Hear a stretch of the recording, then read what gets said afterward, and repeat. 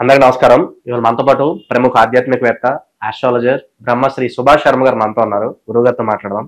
గురుగారు నమస్కారం. శ్రీమాత్రే. గురుగారు, మన జాతకంలోకి శని ఎంటర్ అయితే చాలా మందికి భయం. శని వచ్చింది, ఇంకా మనల్ని ఫుట్బాల్ ఆడేస్తాడు అని చెప్పి చాలా మందికి శని అంటేనే భయం. మరి జాతకంలో శనిని కొంచెం మెరుగుపరచుకోవడానికి, శని దోషాల నుంచి పోగొట్టడానికి, శనిని మన అనుకూలంగా మార్చుకోవడానికి ఏదన్నా మంచి పరిష్కార మార్గం ఉంటే మాకు తెలియజేయండి. తప్పకుండా తెలియజేస్తానండి. ముందుగా ప్రేక్షకులందరికీ శ్రీమాత్రే నమః, శ్రీ గురుభ్యో నమః. నమో దేవ్యై మహాదేవ్యై శివాయై సతతం నమః. నమ ప్రకృత్యై భద్రాయై నిహతాం ప్రణతాస్మిత. జాతకంలో శని అనగానే మీరు అన్నట్టుగా చాలా మంది భయపడిపోతూ ఉంటారు. ఎందుకంటే బికాజ్ జాతకంలో శని అనేటటువంటి వాడు కర్మకారకుడు అని మనకు జ్యోతిష శాస్త్రం నిర్ణయం చేయడం జరిగింది. కర్మకారకం అంటే అర్థం ఏంటి? మనం చేసుకున్నటువంటి పాపపుణ్యములన్నీ కూడా కర్మ రూపంలో మనకు వెంటాడుతూ ఉంటాయి. మనం చేసుకున్నటువంటి పుణ్యం మనకు సుఖభోగాలను అందిస్తుంది, చేసుకున్నటువంటి పాపం కర్మను అనుభవించేలా చేస్తుంది. కర్మ ఎలా అనుభవిస్తాము? ధన నష్టం జరగడం కానీ, ఆస్తి నష్టం జరగడం కానీ, భార్యాభర్తల మధ్య రిలేషన్ తెగిపోవడం కానీ, అలాగే మనకు కోర్టు కేసులు విపరీతంగా పెరిగిపోవడం కానీ, సంపాదించిన డబ్బంతా ఖర్చు అయిపోవడం కానివ్వండి, లేదు అని అంటే మనం శరీరం అంతా ఆరోగ్యం అంతా సహకరించకపోవడం కానీ, అంటే ఆరోగ్య భంగం జరగడం కానీ, రోగాలు రావడము, లేదా యాక్సిడెంట్లు జరగడము, ప్రాణ నష్టం జరగడం, ఇలాంటివన్నీ కూడా శని యొక్క జాతకంలో బాగా లేకపోవడం ద్వారా ఇన్ని రకాలైనటువంటి సమస్యలు శని మనకు కలిగిస్తూ ఉంటాడు. కాబట్టి ఆ సమస్యలను అధిగమించాలి, వాటన్నిటిని దాటుకునేటటువంటి శక్తి సామర్థ్యాలు మనకు కావాలి అంటే శనికి సంబంధించినటువంటి శనిమాల ఒకటి ఉంటుంది.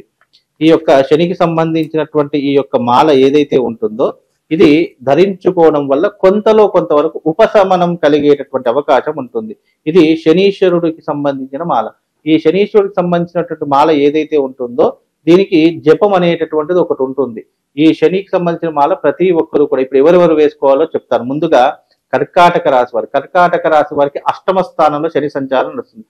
అష్టమ స్థానంలో శని సంచారం వల్ల ఎలాంటి ఇబ్బందులు ఉంటాయి అని అంటే గనక, అష్టమ స్థానంలో శని సంచారం వల్ల యాక్సిడెంట్లు జరగడము, రోడ్డు ప్రమాదాలు జరగడము, ప్రాణ నష్టం జరగడము, లేదా అకస్మాత్తుగా శరీరం సహకరించకపోవడం, రోగాల బారిన పడడము, ఇలాంటివన్నీ కూడా ఆ కర్కాటక రాశి వారికి అష్టమ స్థానం శని సంచారం ఉంది కాబట్టి వాళ్ళకు కలుగుతూ ఉంటాయి. సప్తమ స్థానంలో శని, సింహరాశి వారికి సప్తమ స్థానంలో శని సంచారం గడుస్తుంది. కనుక సప్తమ స్థానంలో శని సంచారం వల్ల ఎలాంటి ఇబ్బందులు ఉంటాయి అని అంటే గనక, భార్యాభర్తల మధ్య వైరం ఏర్పడము, కుటుంబంలో కలత ఏర్పడము, కుటుంబం విచ్ఛిన్నం కావడము, ఆస్తుల తగాదాలు జరగడము, ఆస్తులు పంచుకుందాము అనేటటువంటి పేరుతో అనేక రకాల ఇబ్బందుల పాలవ్వడము, ఇలాంటివి ఎక్కువగా సింహరాశి వారికి జరుగుతాయి.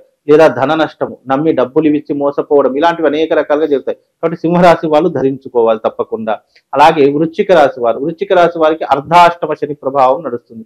వృశ్చిక రాశి వారి అర్ధాష్టమ శని ప్రభావం వల్ల జరిగేటటువంటి పనుల్లో అన్ని ఆటంకాలు ఎదురవ్వడము, ఉద్యోగంలో కానీ లేదా ప్రైవేటీకరణ రంగంలో కానీ అనవసరంగా ఇబ్బందులు ఏర్పడము, లేదా ట్రాన్స్ఫర్స్ జరగడము, సస్పెండ్ కావడము, ఇలాంటివన్నీ కూడా అర్ధాష్టమ శని వృశ్చిక రాశి వారికి జరుగుతూ ఉంటాయి. అలాగే వృశ్చిక రాశి వారికి మానసిక ఒత్తిడి విపరీతంగా పెరిగిపోతుంది, ఆలోచనలు విపరీతంగా పెరిగిపోతాయి, అప్పుల బాధ ఊబిలో కూడుకుపోతూ ఉంటారు, డబ్బులు ఎలాగైనా సంపాదించాలని చెడు మార్గంలో వెళ్ళడం, లేదా చెడు సైకలాజికల్ గా వాళ్ళ చెడు అభిప్రాయాన్ని ఏర్పరచుకోవడం, ఇలాంటివన్నీ కూడా వృశ్చిక రాశి వారికి. కాబట్టి వృశ్చిక రాశి వారు తప్పకుండా ధరించుకోవాలి.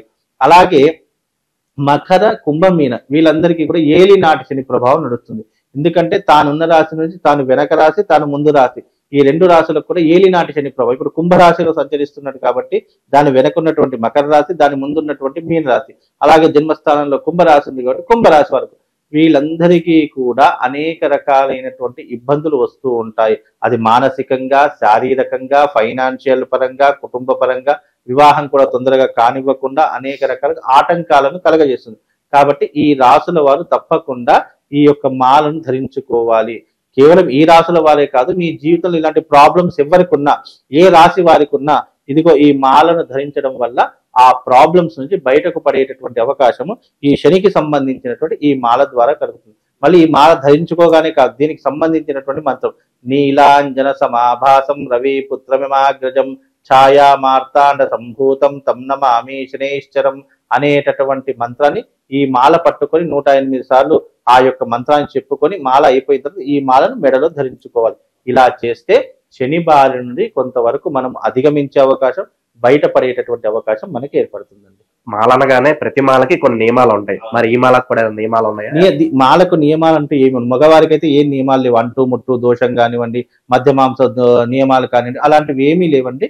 ఇది ఎవరైనా ధరించుకోవచ్చు. స్త్రీ పురుషులలో ఎవరికి జాతకం బాగలేకపోయినా, లేదా నేను చెప్పినటువంటి సమస్యల్లో ఏ సమస్యతో బాధపడుతున్నా, ఇదిగో ఈ మాల ధరించుకోవడం వల్ల ఆ సమస్య నుంచి కొంత ఉపశమనం కలిగి వాటి నుంచి బయటపడేటటువంటి విధంగా ఈ మాల మిమ్మల్ని ఎప్పుడు కూడా ఒక రక్షణ కవచంగా కాపాడేటటువంటిది. కనుక ఇది ధరించుకుంటే శని ద్వారా కొంతవరకు మనకు విరుగుడు అయిపోతుంది, కొంతవరకు మనం బయటపడేటటువంటి అవకాశం కూడా ఈ మాల ద్వారా మనకు కలుగుతుంది. గురుగారు, అలాగే ఈ మాల తయారీ విధానం అనేది ఎలా ఉంటుంది? ప్రత్యేకంగా ఏమన్నా భగవంతుడి దగ్గర పెట్టి పూజ చేయడం అంటే ఎలాంటి కార్యక్రమాలు జరుగుతాయి తయారీ విధానంలో ఈ మాల? అయితే ఇది శనికి సంబంధించినటువంటి ఒక స్టోన్, నీలం స్టోన్, మన అందరికి తెలిసిన జాతి రత్నాలు పెట్టుకుంటాము.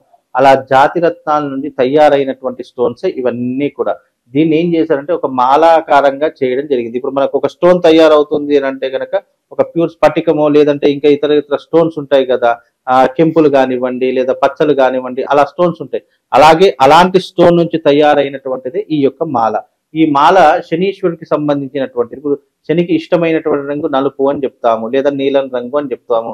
శనికి మనము ఎప్పుడైనా పూజ చేసేటప్పుడు నల్లటి వస్త్రం వేస్తుంటాం, నల్లటి నూలు వాడుతూ ఉంటాం, నువ్వుల నూనె వాడుతూ ఉంటాం. అంటే ఆ రంగులో ఉన్నటువంటి ఏదైతే శక్తి ఉంటుందో అది ఆ స్వామి వారికి చాలా ఇష్టం.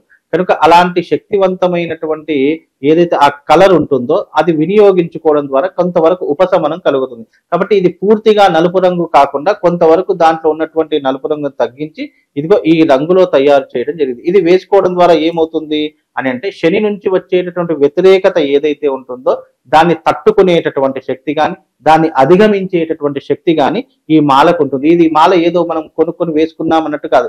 తప్పకుండా నేను చెప్పినటువంటి మంత్రం ఎవ్రీడే చేసుకుని ఈ మాలను ధరిస్తేనే ఇందులో శక్తి అనేటటువంటి జనరేట్ అవుతుంది.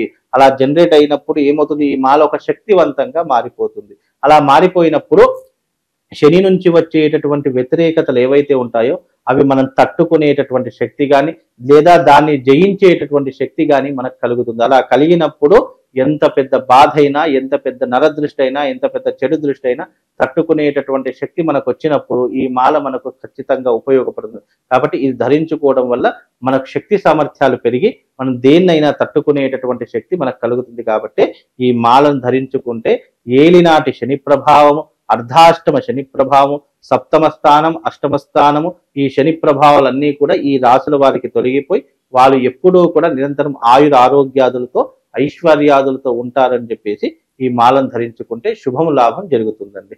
శని ప్రభావంతో ఎంతో మంది బాధపడుతూ ఉంటారు. అటువంటి వారందరికీ కూడా ఒక చక్కటి పరిష్కార మార్గాన్ని తెలియజేశారు గురుగారు. ధన్యవాదాలు. శ్రీమాన్.